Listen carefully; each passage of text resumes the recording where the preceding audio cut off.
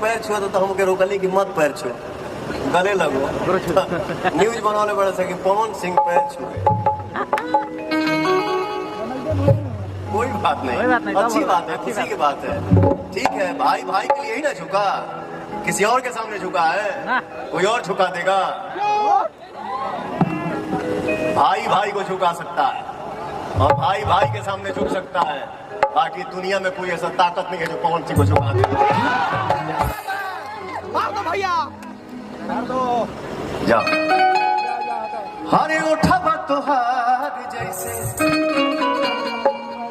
ये दुष्ट लड़की है जो हमसे झगड़ा करके चलती है, हमसे दुश्मनी करती है। शादी ब्याह सब के लोग बताओ, हमारे को बुलाइबो ना कोई।